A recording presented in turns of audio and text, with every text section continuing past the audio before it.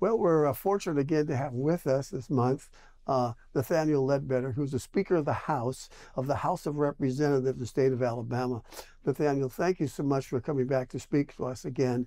There's a couple of things that happened in the last session that was really, really important. It had to do with schools and charter schools and all that kind of stuff. So where are we on that in Alabama? Well, the last session, we passed a AAA Act, Accountability Act, which gave us opportunity to put more money in schools, gives a chance for industries to make pledges to schools and they can cut off on their taxes. So we increased that up to, we went from 30 million to $50 million. And so that's going to be a tremendous benefit to schools that want to go that route, or the kids that want, parents that want to take through. So it gives the parent the opportunity to use those scholarships to carry those kids to those schools. I know Cornerstone in Birmingham is one of them. They do a phenomenal job. I had a chance to visit it, and it's going to expand those kind of opportunities. So we're excited about that. I think that was a good move for school choice. We also put, of course,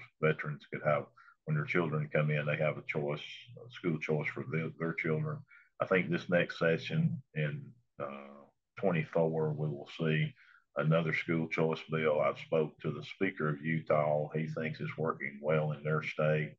And I think we probably will see one similar to what they're doing that's going to really broaden the ability to have school choice for children in the state of Alabama. So, Well, does that include like kindergarten through 12, or will that include what grades are we? yeah, it'll be K-12. So it'll have the opportunity for K-12.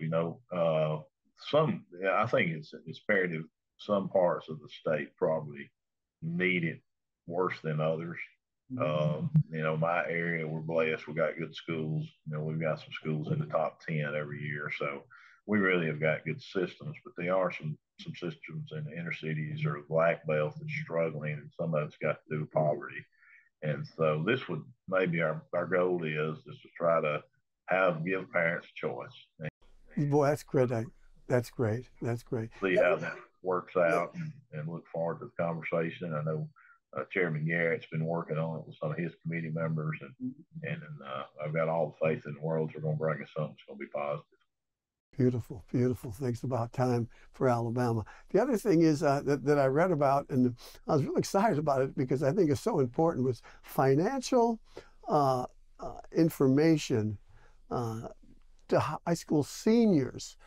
Now that to me was, I don't know whose idea that was, but that sure is a good one. Yeah, that was Chairman Andy Witt. Andy is in the Huntsville area. He's a banker by trade, so I Yeah, guess financial literacy kind of was one of yeah. those things that he's seen the need for. I mean, I've seen it myself. Like my wife and I was in public and at a restaurant, and the lady gave this young lady $100 bill, and she just went in panic mode because she didn't know how to catch it after the food amount. So I think that's Yeah. what he's saying too. It's just soft skills on how to handle money and Yeah. how to be aware of how you do your timesheet, how you do you maybe count change even, and Right. how you balance a checkbook and things like that. So I think it's a good program. I'm excited that he is able to bring that forward and it passed. Well, I think, well, I think it's a great program. So many young people, college people, wouldn't know how to handle a checkbook for anything. And again, this, it's interesting that we have this. I don't know whether what any other state that does, but it just shows that Alabama is really in the forefront of proper education that these kids can use in real life.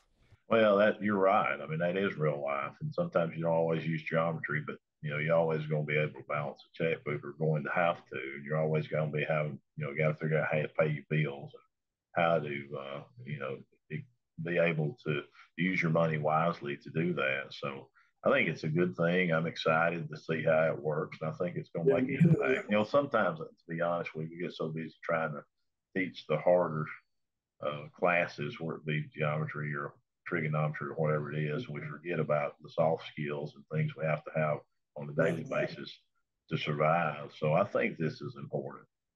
Absolutely. Well, Mr. Speaker, thank you so much for being with us again, and hope to speak to you again in the near future. And good luck in the new session coming up next year. And I can see that you're working hard and you're working for the people of Alabama. Thank you. Appreciate you having us on. I always enjoy visiting with you.